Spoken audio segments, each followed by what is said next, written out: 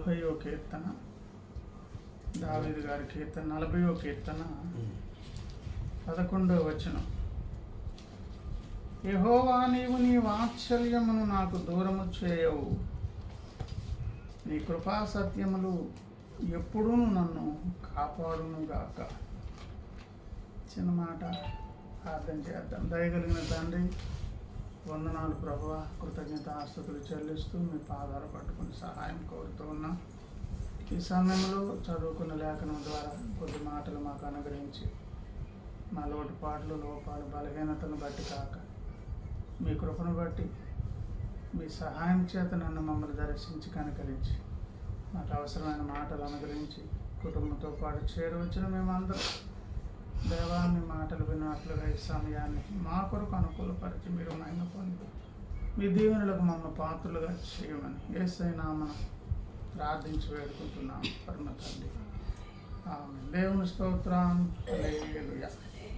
ప్రియులారా, చదువుకున్న లేఖన భాగపు దావీదు భక్తుని యొక్క స్వీయ సాక్ష్యం, వ్యక్తిగత సాక్ష్యాన్ని మనం గమనించినట్లయితే ఆయనకున్నటువంటి కాన్ఫిడెన్స్ మనం ఇక్కడ చూస్తూ ఉన్నాం. యెహోవా, నీ వాత్సల్యమును నాకు దూరము చేయవు.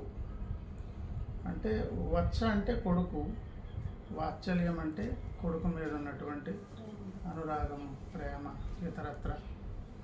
ఇంకా అంతకంటే పెద్ద బంధం ఇంకోటి ఉండదు. భార్యాభర్తల బంధం తర్వాత ఉన్నటువంటి గొప్ప బంధం మరి తన కడుపును పుట్టినటువంటి పిల్లలతో ఉన్న తల్లిదండ్రులకు ఉన్న బంధం. కనుక దేవుడు భక్త జనాంగాన్ని కూడా ఈ గొప్ప సంబంధంతో పోల్చే పిలుస్తూ ఉన్నారు. ప్రతిసారి దేవుడు తన బిడ్డలను కుమారులుగా చూసుచున్నాడు, కుమార్తెలుగా చూసుచున్నాడు. మనం ఆ మాట చాలాసార్లు వింటూ ఉంటాం. హెబ్రీలకు రాసినటువంటి పత్రిక 12వ అధ్యాయం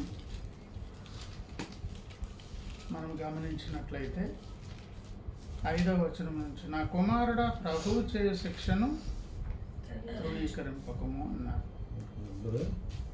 12:6 నుంచి అండి హెబ్రీ పత్రిక. నా కుమారుడా అని భక్త జనాంగాన్ని పిలిచి ప్రభువు చేయు శిక్షను తృణీకరింపకము.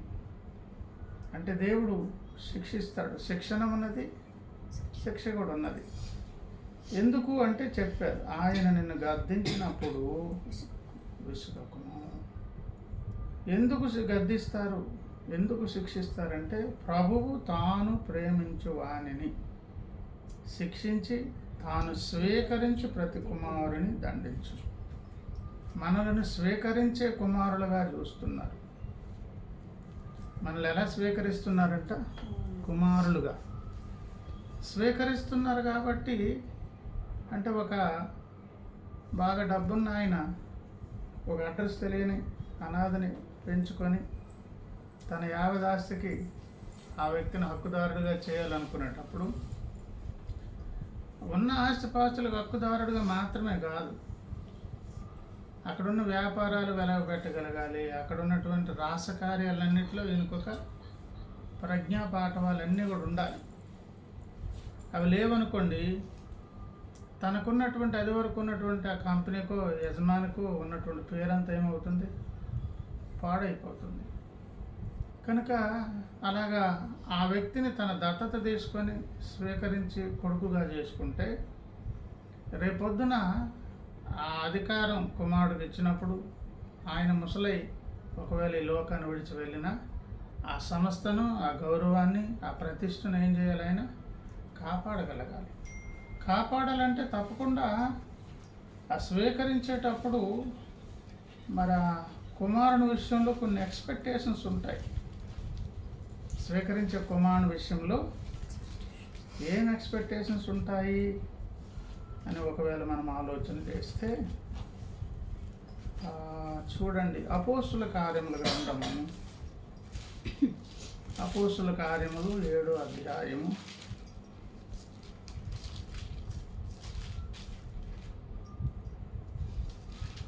20 చదువుతున్నాను, వినండి. 20వ వచనం నుంచి, ఆ కాలమందు మోషే పుట్టెను. ఎలాంటి కాలం అంటే అది మరి ఇశ్రాయేలు జనాంగం అప్పుడుకున్నటువంటి అబ్రహాము జనాంగం కదా, ఏమన్నారు వాళ్ళని? హెబ్రీ జాతి. హెబ్రీలలో మగపిల్లలు పుడితే వెంటనే కానుపేట్ల మీదే చంపేయాలి. ఒకవేళ ఆ విషయం ఆ కన్న తల్లి ఆ కుటుంబం చెప్పకపోయినా దాచిన ఆ ప్రమాదం తల్లిదండ్రులు కూడా చంపేస్తారు. ఎస్పెషల్లీ ఏమంటే 25-30 లక్షల మంది ఉన్నటువంటి ఆ పెద్ద ఏమండి గోషెన్ ప్రాంతపు ప్రదేశంలో బానిసలుగా బ్రతుకుతున్నటువంటి హెబ్రీ జాతి, అన్ని లక్షల మంది అంటే ఎంతమంది పిల్లలు ఉంటారు? ఆ పిల్లల్ని నైన్ నదిలో బారేస్తే ఆ తినేదాని కొరకు మొసళ్ళు పెంచడం ప్రారంభించారు. ఈ పిల్లల్ని అక్కడ మొసళ్ళకి ఆహారంగా వేసేవారన్నమాట. కనుక అదేమి కాలం అంటే పుట్టడానికి అవకాశం లేని కాలం, పుట్టినా కూడా బ్రతికే అవకాశం లేదు. అలాంటప్పుడు దేవుడు ఆయన బ్రతికించారు. అతడు దివ్య సుందరుడే, తన తండ్రి ఇంట 3 నెలలు పెంచబడాడు. తెగించారు, ప్రాణాల మీదకు తెచ్చుకున్నా కూడా ప్రార్థన చేసి కనిపెట్టి ఆ కుమారుడు కన్నారు. ఆ పుట్టినప్పుడే ఆయన గురించి వివరిస్తున్నారు, దివ్య సుందరుడు. ఆ సుందరమైనటువంటి దివ్య సౌందర్యాన్ని దేవుడు ఎందుకు పెట్టారంటే, అతడు పారవేయబడినప్పుడు ఫరో కుమార్తె అతన్ని తీసుకొని తన కుమారునిగా పెంచు. ఈ సత్యం అందరికి తెలిసిన సంగతి. ఇప్పుడు ఫరోకి కొడుకులు లేరు, కూతురు ఉంది. మరి ఆ అమ్మాయి మరి పిల్లలు లేరు, ఆవిడ గొడ్రాలు. ఆ హెబ్రీ జాతిలో ఒక హెబ్రీని పెంచుకుంది అనే సంగతి జగద్విదిత సత్యం అన్నమాట. అది తెలియని విషయమే కాదు. ఎందుకంటే పాలు విడిచే వరకు కన్న తల్లి పాలు పెట్టింది పరాయి స్త్రీలాగా. ఆ తర్వాత రాజప్రసాదంలోకి వచ్చాడు. అందరికీ తెలుసు ఆ విషయం. కానీ అందరికి తెలిసినప్పుడు ఆ పిల్లోడిని ఎలా పెంచుతున్నారంటే 22 మోషే ఐగుప్తీయుల సకల విద్యలను అభ్యసించి మాటల యందును కార్యముల యందును ప్రవీణుడే ఉండేనన్నారు. మోషే ఐగుప్తీయుల సకల విద్యలను అభ్యసించి. సకల విద్యలు అంటే ఆయనది ఏమి రానిదేం లేదు. మాటలు ఉన్నవి, క్రియలు కూడా ఉన్నవి. కొంతమంది మాటల వరకు ఉంటారు, క్రియలు. బలవంతుడు మామూలు కాదు అసలు. ఒక వ్యక్తికి ఒక్కటే గుద్దు, ఒక పంచి కొడితే వాడికి మంచిని అనుకుని చచ్చిపోయింది అంతే. అదేం పంచి పవరు, మరి ఎంత బలవంతుడు ఏమండి, చాలా ధైర్యవంతుడు. ఎందుకు ఇవన్నీ నేర్పించారు ఒక బానిసకు? అక్కడే మాట చెప్పారు చూడండి, అతనికి 40 ఏండ్లు నిండా వచ్చినప్పుడు అన్నారు. ఆయనకి ఎన్ని సంవత్సరాలు వచ్చినప్పుడు? 40 అనేది బైబిల్ గ్రంథంలో ఒక ప్రత్యేక సంఖ్య. 40 అనేది హెబ్రీలకు రాసిన పత్రిక 11వ అధ్యాయం, హెబ్రీ పత్రిక 11:24 మోషే పెద్దవాడైనప్పుడు అని అన్నారు. ఈ 40 మోషే పెద్దవాడైనప్పుడు అనేది జంట అనమాట, జాయింట్. అప్పుడు ఏమి అవకాశం వచ్చిందంటే ఐగుప్తుకు రాజు అయ్యే అవకాశం వచ్చింది. ఇప్పుడు ఏదో ఆవిడ పెంచుకున్నందుకు రాజును చేసేస్తుందా? అబ్బే, రాజు అయితే యుద్ధాలు చేయాలి, రాజరిక వ్యవహారాలన్నీ దక్షత అంతా చూసుకోవాలి, మంచి చెడ్లు పాటించుకోవాలి, న్యాయం తీర్చాలి. అక్కడ రకరకాల సమస్యలు ఉంటాయి. కనుక పెంచుకునేటప్పుడే ఈ భూమి మీద ఐగుప్తు ఫరో ఆయన స్వీకరించేటప్పుడు ఏం చేశారంట? ఇవన్నీ నేర్పించారు. అంటే రైట్ టైం అనేది ఒకటి వచ్చింది. ఆ తర్వాత ఆయనకున్న ఆప్షన్ ఏంటి చెప్పండి? రాజుగా సింహాసనం ఎక్కి ఆ రాజ్యాన్ని పరిపాలన చేయాలన్నమాట. కనుక మనలను కూడా దేవుడు ఎట్లా చూస్తున్నారు?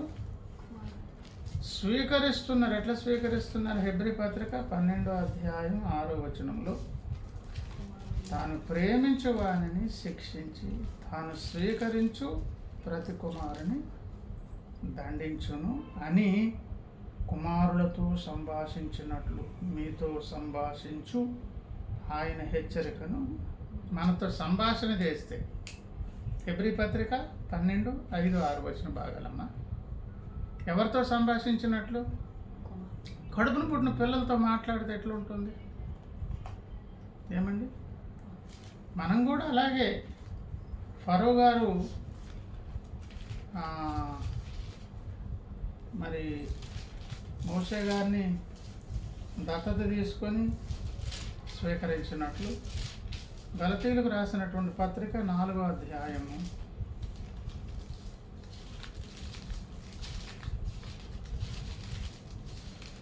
4వ వచనము నుంచి, అయితే కాలం పరిపూర్ణమైనప్పుడు దేవుడు తన 4:4 గలతీ పత్రిక. అయితే కాలం పరిపూర్ణమైనప్పుడు దేవుడు తన కుమారుని పంపెను, అతడు స్త్రీయందు పుట్టి మనము దత్తపుత్రులము కావాలనని అన్నారు కదా. ఫుట్నోట్లో ఏమున్నది? స్వీకృత పుత్రులను, స్వీకరించే పుత్రులను. స్వీకరించే పుత్రులను కావాలంటే ఇప్పుడు సింపుల్గా మనకు అర్థమైపోయింది. మోషేను వారు స్వీకరించి ఫరో స్వీకరిస్తే ఆ రాజాధికారి కావాలి, ఆ రాజ్యాన్ని పట్టించుకోగలగాలి, రాజు కావాలి. కనుక ఏదో ఒక బీద పిల్లోడిని ఎవరైనా ఒక పెద్దాయన పెంచుకుని దత్తత తీసుకుంటే తర్వాత అన్న బాధ్యతలన్నీ ఎలాగ వెలగబెట్టాలో ఆ రీతిగా మనకు ఎగ్జాంపుల్ మోషే గారు కనిపించారు. మరి ఇక్కడ 40వ కీర్తనలో కూడా దావీదు గారు అంటుంది, యెహోవా నీవు నీ వాత్సల్యము నాకు దూరము ఎంత కాన్ఫిడెన్సో. వాత్సల్యం అంటే కొడుకుతో సంభాషించినట్లు.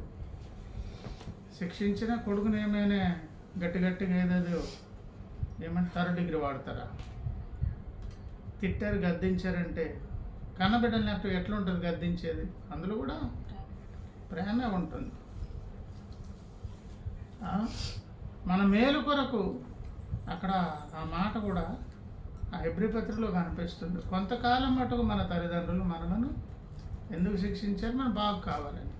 మరి పరమందున్నటువంటి తండ్రి మనకు అందరికీ తండ్రి కదా. మనల్ని గద్దించిన శిక్షించిన మన మేలు కొరకే గద్దిస్తారు. ఎలా సంభాషిస్తారు? కుమారులతో. ఎలా స్వీకరిస్తారు? తన కొడుకులుగా. స్వీకరించిన దేవుడు ఇప్పుడు దేవుని కొడుకులు కావాలంటే ఇప్పుడు ఏం కావాలి? దేవుని కొడుకులము కూతురు మనకు కావాలంటే ఫరో దర్బార్లో మోషే గారు ఇంకో ఫరోలా మారాలి. ఐగుప్తు సకల విద్యలలో, మాటలలో, చర్యలలో, ప్రతి విషయంలో ఏం తక్కువ కాకుండా. ఇప్పుడు దేవుని బిడ్డలు ఏం కావాలి? దేవుడు ఉంటే ఆ ప్లేస్ ఎలా ఉంటుందో అలా రిక్రూట్ చేయగలిగేటటువంటి స్థాయికి మనం అందరం అలాగ వెళ్ళే దాని కొరకు రక్షించుకొని, ఇదిగో ఈ భూమి మీద ఉన్నటువంటి ఆయుష్కాలంలో ఇలాగ భక్తి ద్వారా మనల్ని ఎట్లా తయారు చేస్తున్నారు? కుమారులం అనే స్థాయికి. అలాగ దేవుని నుంచి ఆ సహాయం నిత్యం పొందుకోగలుగుతారని కాన్ఫిడెన్స్ అంటున్నారు. నీ వాత్సల్యమును నాకు దూరము చేయవు. ఎంత కాన్ఫిడెన్స్ దావీదు గారికి. కనుక దీని ద్వారా మనకేం పాఠం? మనల్ని స్వీకరించారు దేవుడు. దావీదు గారు అన్నంత కాన్ఫిడెంట్గా మనం కూడా మాట చెప్పగలగాలి. అలాగే మరి చెప్పడం కొరకు దేవుడు ఏమి ఏర్పాటు చేసినంటే అక్కడ ఇంకో మాట చెప్పారు, నీ కృపా సత్యములు ఎప్పుడు నన్ను కాపాడును అనకుండా సాగదీసిగాక అన్నారు. అంటే కాపాడకపోతే ఆ పైన ఉన్నటువంటి హోప్ మళ్ళీపోతుంది. ఆ కిందనున్నది ఏంటో తెలుసా? నాకు తప్పకుండా కూతురుగా కొడుకుగా నా దేవుడు నన్ను స్వీకరిస్తారు అని కాన్ఫిడెంట్ కారణం ఏంటో తెలుసా? ఏర్పాట్లు దేవుడు చేశారు. ఆ చేయబడిన ఏర్పాటు ఏంటో తెలుసా? కృపా సత్యములు. ఆ కృపా సత్యములు దావీదు గారిని ఏం చేస్తున్నాయి? కాపాడుతున్నవి. కాపాడబడుతున్నాడు. కాపాడబడే భాగ్యం మునుముందు కాలంలో ఉండాలి. కృపా సత్యములు ఎన్నో మేళ్ళు అవన్నీ కనిపిస్తాయి. 57వ కీర్తన చూడండి. 57వ కీర్తన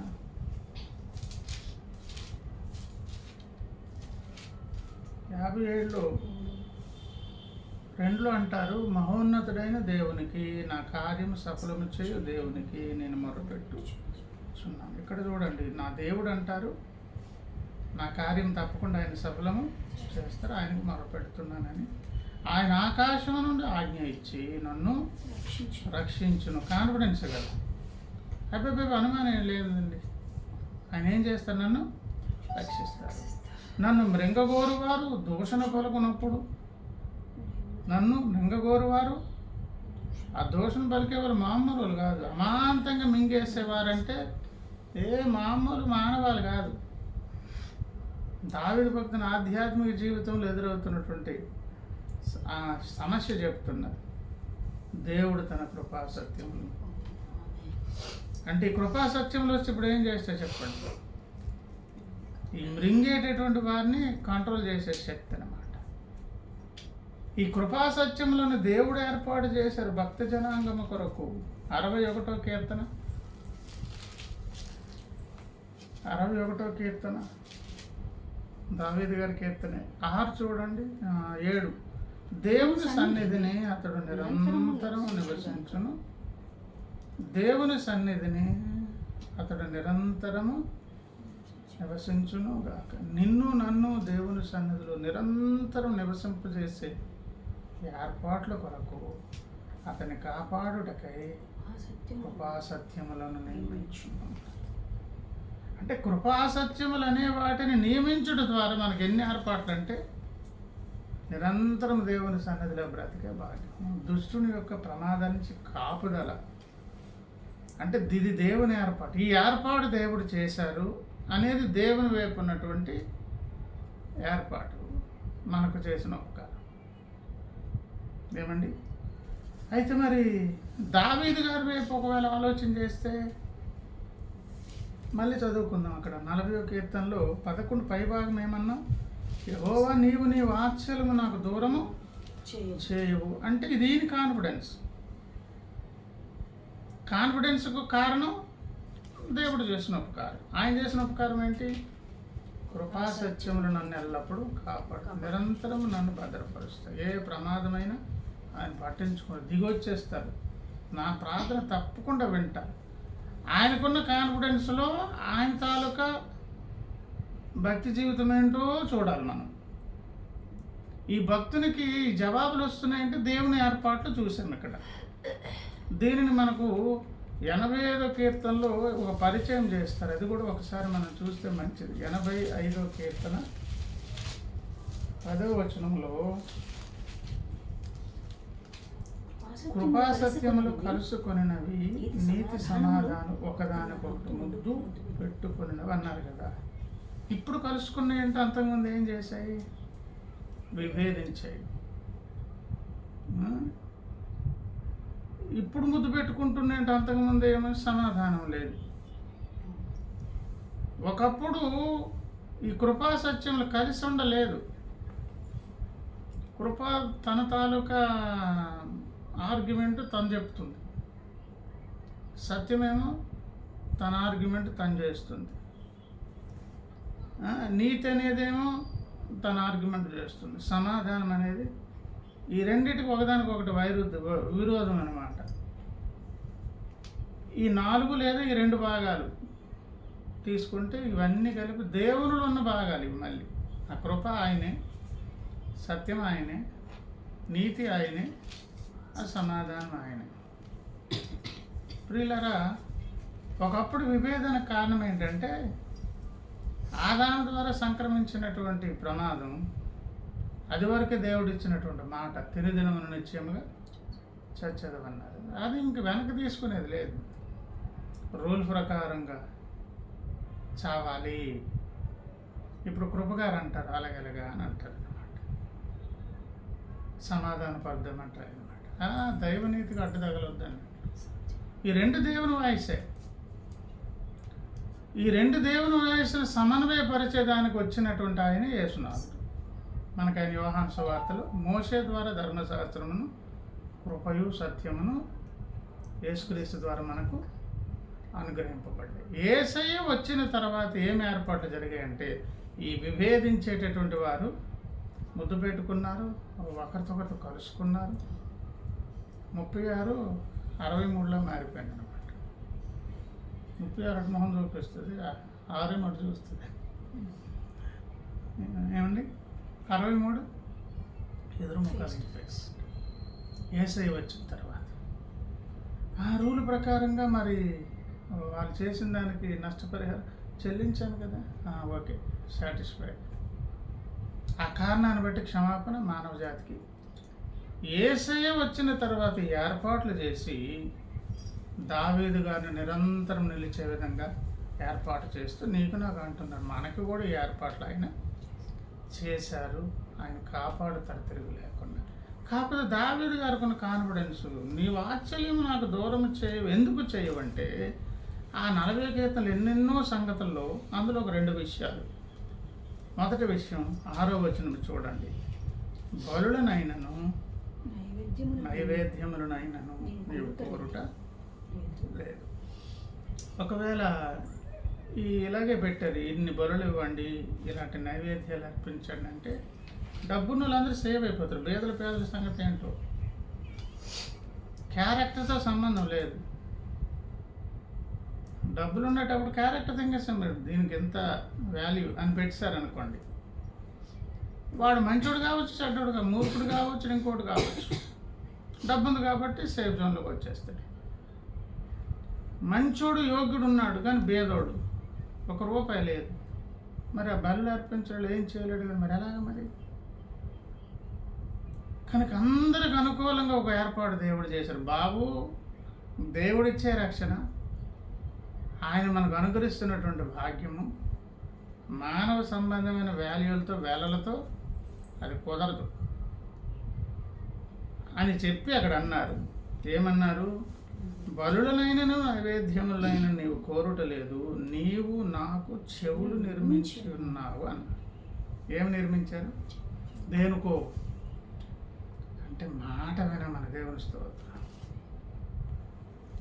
అంటే దావీదు గారికి కాన్ఫిడెన్స్ కారణం ఏంటో తెలుసా? మాట వినే భక్తుడు ఆయన, నా ఇష్టానుసారుడైన మనుషుడు అన్నారు దేవుడు. నా ఉద్దేశాలన్నీ నెరవేర్చుకుంటాను, కొన్ని కాదు. అంటే ఏది చెప్పినా మారు మాట్లాడకుండా, తిరుగుబాటు చేయకుండా, అని ఏమాత్రం ఆర్గ్యుమెంట్ చేయకుండా కంప్లీట్ సరెండర్ అనమాట. ప్రతి దానికి లోబడేవాడు, నా ఇష్టానుసారుడు. అంటే దేవుడు ఎలా ఇష్టపడి ఏమనుకుంటే ఆ రకంగా, ఏం చేయమంటే అది చేసేటటువంటి, ఎలా నలిపితే, ఎలా కొట్టే, ఏం చేసినా ప్రతి గద్దెంపును, ప్రతి శిక్షను. అందుకే ఆయన సుబుద్ధి కలిగిన వ్యక్తి అన్నారు. ఆ సుబుద్ధి మంచి బుద్ధి ఏంటంటే దేవుని మాట వినే బుద్ధి ఉన్నది. దేవుని స్తోత్రం. అంటే ఇప్పుడు మన వైపు నుంచి ఏం కోరుతున్నారు? మనకైతే ఏర్పాట్లు దేవుడు చేశారు, కానీ దావీదు గారు లాంటి మాట వినే స్వభావం ఉన్నదా? ఇది మొదటి లక్షణం. రెండో విషయం అన్నారు 7వ వచనంలో, అప్పుడు పుస్తకపు చుట్టలో నన్ను గూర్చి వ్రాయబడిన ప్రకారం నేను వచ్చి ఉన్నాను. ఈ మాట భవిష్యత్తు వాకు. భవిష్యత్తులో యేసయ్య వచ్చేటప్పుడు జరగాల్సిన సంభవాలు కూడా కొంతమంది భక్తులు భూమి మీద ఉన్నప్పుడు ఎక్స్పీరియన్స్ చేశారు. ఎందుకంటే హెబ్రీలకు రాసినటువంటి పత్రిక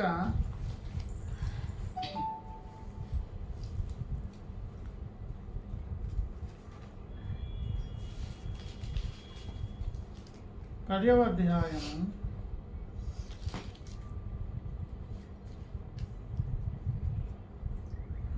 5. కాబట్టి ఆయన ఈ లోకమందు ప్రవేశించినప్పుడు ఇలాగూ చెప్పుచున్నాడు, బలియు అర్పణలు నీవు కోరలేదు కానీ నాకు శరీరము అమర్చితివి, పూర్ణ హోమములను పాప పరిహారార్థ బలులను నీకు ఇష్టమైనవి అవన్నీ చెప్పి కిందకు వచ్చి, అప్పుడు నేను గ్రంథపు చుట్టలో నన్ను గూర్చి వ్రాయబడిన ప్రకారము దేవా నీ చిత్తం నెరవేర్చుటకు ఇదిగో.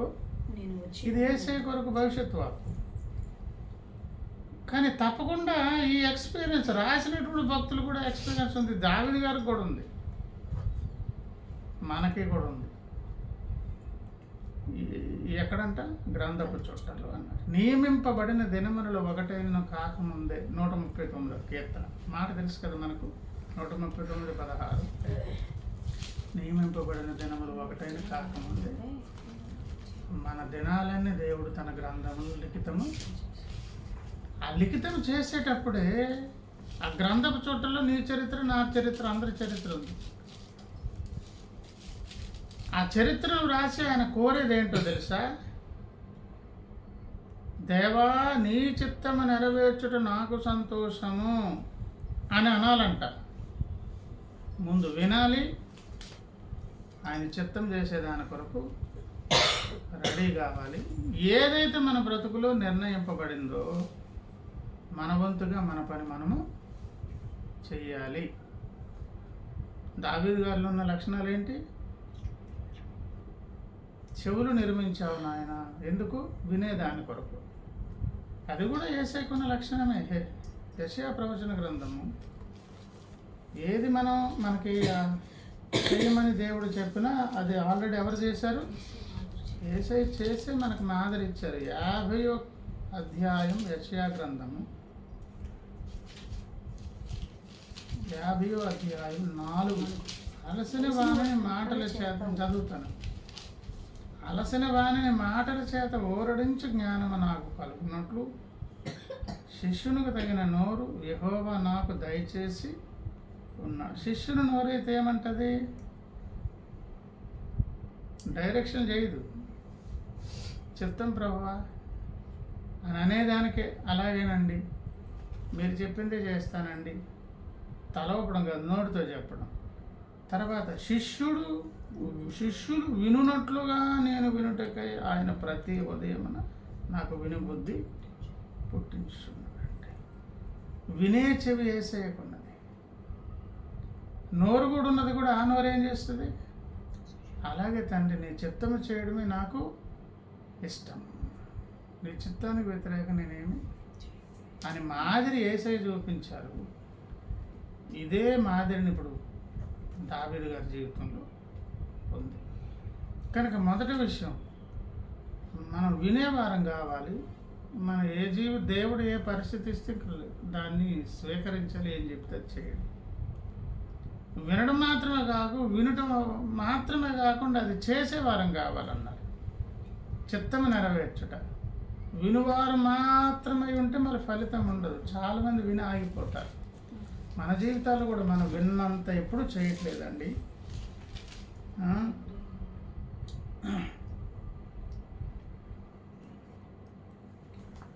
యాకోబుకు రాసినటువంటి పత్రిక 1వ అధ్యాయం 22. మీరు వినువారు మాత్రమై ఉండి మిమ్మల్ని మీరు 1:22 యాకోబు పత్రిక అండి. మీరు వినువారు మాత్రమై ఉండి మిమ్మల్ని మీరు మోసపుచ్చుకోకుండా, అంటే మనకు మనమే మోసం చేసుకోవాలంటే ఒక పని చేయవచ్చు, వినడం వరకే. అంటే క్రీస్తు సంఘంలో 2 రకాలు ఉన్నారు. విని మ్యాటర్ అంతా తలకాయలు ఎక్కించుకుని వెళ్ళిపోయిన గుంపు ఒకటి. లేదు దావీదు గారిలాగా ఆయన పుస్తకపు చుట్టలో నా గురించి ఇవ్వబడినవి నేను ఆ చిత్తాన్ని నెరవేర్చాలి అని నిబద్ధతతో చేసేవారు. మోసపుచ్చుకొనకుండా వాక్య ప్రకారం ప్రవర్తించేవారిని. కనుక దావీదు గారు వినే వ్యక్తి మాత్రమే కాదు, ఏం వింటున్నారు, చేయమన్నది కూడా చేస్తూ ఏం చేశారంట అని ఒకవేళ ఆలోచన చేస్తే అక్కడ చూడండి 8:48. నీ చిత్తము నెరవేర్చుట నాకు సంతోషం, నీ ధర్మశాస్త్రం నా అంతర్యంలో ఉన్నది. నా పెదవులు మోసుకొనక మహాసమాజంలో నీ సువార్తను నేను ప్రకటించి ఉన్నానని నేనంటిని. యెహోవా అది నీకే తెలిసి ఉన్నది. నీ నీతిని నా హృదయంలో ఉంచుకొని నేను ఊరకుండలేదు. నీ సత్యమును నీ రక్షణ నేను వెల్లడి చేసి ఉన్నాను. నీ కృపను నీ సత్యమును మహాసమాజమునకు తెలుపక నేను వాటిని మరుగు చేయలేదు. ఇది దావీదు గారు పని. అంటే ఇప్పుడు విన్నవన్నీ ఇప్పుడేం చెప్పండి, వినినప్పుడే కొన్ని బాధ్యతలు దేవుడు అప్పగించారు. ఆ బాధ్యత ద్వారా దేవుని వలె, ఎందుకంటే మనల్ని ఎలా స్వీకరించారు? కుమారులుగా. అప్పుడు ఏ లక్షణాలు రావాలి? దేవుని లక్షణం. ఏ భారం రావాలి? దేవుని భారం. అటువంటి పనే చేయాలంటే ఆ పని దేవుడు చేశాడు. ఇప్పుడు ఈ సువార్త ప్రకటించడము లేకపోతే దేవుని పనులు ఇన్వాల్వ్ అయితే ఎవరికి మేలు కలుగుతుంది? ఇతరులకు. అవునా కాదమ్మా? ఇతరులకు మేలు చేసే విధంగా యేసే చేశారు కనుకనే, దేవుడు చేస్తారు కనుకనే అదే భారాన్ని భక్తుల్లో పెట్టి ముందు వినేటట్లుగా తర్వాత చేసేటట్లుగా. యేసే కూడా అట్లనే. ఉదాహరణకు ఒక రిఫరెన్స్ మనం తీసుకుందాం. రోమీలకు రాసిన పత్రిక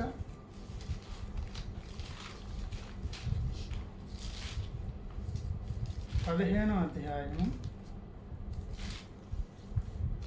3లో ఏమన్నారంటే 15:3 క్రీస్తు కూడా అంటే అర్థం ఏంటో, ఆయనే స్పెషల్ కాదు బాబు, ఆయన కూడా ఒడ్డు నుండి చెప్పట్లేదు, ఆజ్ఞాపించిన ఆయన చేస్తున్నారు కనుక ఆయన పోలు మనం ఉండాలి కనుక, ఆయన పిల్లలం కనుక, ఆయనలా మారాలి కనుక, అందుకొరకు స్వీకరించారు కనుక.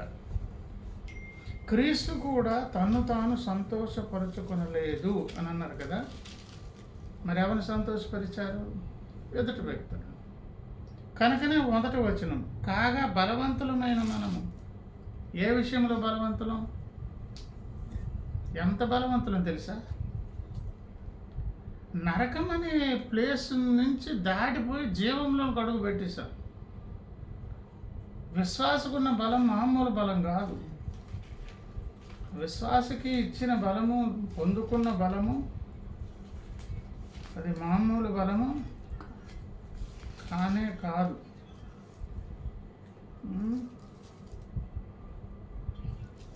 యోహాను సువార్త 5వ అధ్యాయము, యోహాను సువార్త 5వ అధ్యాయము 24, నా మాట విని నన్ను పంపిన వాని యందు విశ్వాసం ఉంచువాడు. అంటే మీరు ఎవరిలో రక్షణ పొందనవాడు. నా మాట విని ఏమండి, నన్ను పంపిన వాని యందు విశ్వాసం నిత్య జీవం గలవాడని, వాడు తీర్పులోనికి రాక మరణంలోని జీవంలోనికి దాటి ఉన్నాడని మీతో నిశ్చయముగా. తీర్పులోనికి రాకుండా ఇంత పెద్ద లాంగ్ జంప్ ఏ ఒలింపిక్స్ ఎవరు చేయగలరు? అంత పెద్ద లాంగ్ జంప్. కనుక బలవంతులమైన మనము 15:1 రోమపత్రిక, మనలను మనమే సంతోషపరచుకొనక అన్నారు. ఈ సెల్ఫిష్ మైండ్ ఉండకూడదు. మళ్ళీ బలహీనుల దౌర్బల్యములను భరించుటకు బద్ధులమై.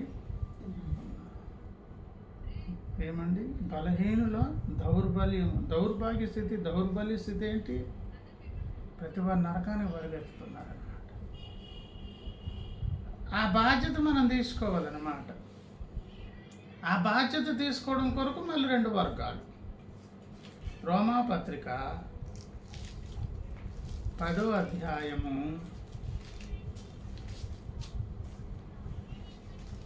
11 చదువుతాను, వినండి. 11 ఏమనగా ఆయన యందు విశ్వాసం ఉంచువాడు ఎవడునూ సిగ్గుపడడని లేఖనము చెప్పుచున్నది. యేసయ్యను నమ్మేవారు సిగ్గుపడరు. ఏ విషయంలో? ముందు రక్షించబడతారు, జీవం పొందుకుంటారు, దేవుని లక్షణాలు వస్తాయి. అవమానకరమైనటువంటి పరిస్థితి నుంచి వారు దాటిపోతారు అని చెప్పి, యూదుడని గ్రీసు దేశస్థుడని భేదము లేదు, ఒక్క ప్రభువే అందరికీ ప్రభు అయి ఉండి తనకు ప్రార్థన చేయవారందరి ఎడల కృపచూపుటకు ఐశ్వర్యవంతుడే ఉన్నాడు. ఎవరు కృప చూపుతారు? ప్రార్థించేవారికి. ఎలాంటి ఐశ్వర్యము? కృపా మహదైశ్వర్యము. 13 ఎందుకనగా ప్రభునామమును బట్టి ప్రార్థన చేయవాడెవడో వాడు రక్షింపబడు. రక్షణ పొందాలంటే ఇంత సింపుల్ అన్నమాట. అయితే అక్కడ ప్రశ్నించారు, విశ్వసింపని వానికి ఎట్లు ప్రార్థన చేయుదురు, వినని వానిని ఎట్లు విశ్వసించు. ఫలానాయనే అని తెలియకపోతే ఎలా వస్తారు? ఎలా ప్రార్థన చేస్తారు? ఇప్పుడు యేసయ్యను దేవుడు ఇచ్చారు వరముగా, నిజమే, అనుగ్రహించారు లోకానికి జీవం కొరకు. మరి అందరికీ అది యేసయ్య గురించి తెలియదు కదా. తెలియదు కనుక ఇప్పుడు క్రైస్తవులు 2 వర్గాలు ఉన్నారు. ఆ తెలియని వారు కూడా ధన్యులు అవ్వాలంటే ఏం చేస్తే ధన్యులు అయిపోతారు? ప్రార్థిస్తే చాలు, విశ్వసిస్తే చాలు. మరి విశ్వసించాలంటే ఆయన గురించి వాళ్ళకి అవగాహన రావాలి కదా, తెలియాలి కదా. తెలియాలంటే ఎలాగా? ఆ తెలిసేదాని కొరకు గ్రంథపు చుట్టలో మనకు 2 రకాల బాధ్యతలు. అంటే ఎవరి బాధ్యత వాళ్ళు ఇప్పుడు స్వీకరించాలి. ఏంటంట? ప్రకటించువాడు లేకుండా వారెట్లు అంటే విందురు. వినాలంటే ప్రకటించేవాడు ఉండాలి. ప్రకటించువారు పంపబడని ఎడల ఎట్లు ప్రకటించురు అంటే ప్రకటించే వారికి సపోర్ట్ చేసి పంపేవారు కొంతమంది, ప్రకటించడం కొరకు మాత్రమే ఏర్పాటు చేయబడి 2 వర్గాలు ఉన్నారు క్రీస్తు. కొంతమంది ప్రకటించలేరు కానీ సపోర్ట్ చేసి కొంత దేవుని పరిచయం ముందుకు తీసుకెళ్తారు. ఒక వర్గం ఎవరు? వాళ్ళు ప్రకటించడమే పని, వాళ్ళ దగ్గరికి వెళ్ళే అవకాశాలు ఉండవు అనమాట. వెళ్ళేదాని కొరకు ఏర్పాట్లు ఇంకొక వర్గం చేయగలరు అనమాట. మొత్తానికి మనం దేనికి చెందిన వాళ్ళము గ్రహించి, ఓహో నా విషయంలో గ్రంథపు చుట్టలో రాసిన బాధ్యత ఇదా, నేను వినాలి, లోబడాలి. నా వంతు బాధ్యత ఏంటి? ఆయన లాంటి మైండే. యేసయ్య తాను సంతోషపరచుకోలేదు, ఇతరులను సంతోషపరిచారు. రోమీలకు రాసిన 1 కొరింథీయులకు రాసిన పత్రిక ఒక్క మాట చదివి ముగించారు. 1 కొరింథీ పత్రిక 10వ అధ్యాయము. 1 కొరింథీ పత్రిక 10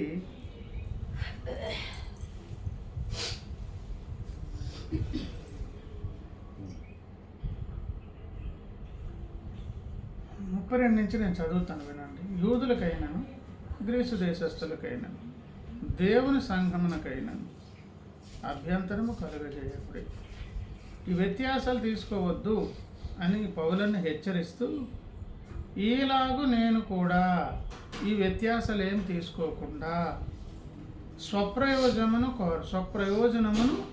కోరక అనేకులు రక్షింపబడవలనని వారి ప్రయోజనము కోరుచు అన్ని విషయములు అందరినీ సంతోషపెట్టుచున్నాను.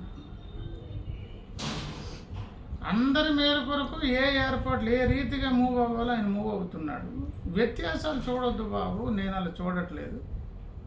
అలాగని స్వప్రయోజనాన్ని పెట్టుకోవద్దు. యేసయ్య కూడా తాను సంతోషపరచుకుని అది చూడలేదు. ఎదుటి వారి దౌర్బల్యాలను ఆయన పట్టించుకున్నారు. ఈ భారం ఇప్పుడు పౌలనలో ఉంది, దావీదు గారిలో ఉంది.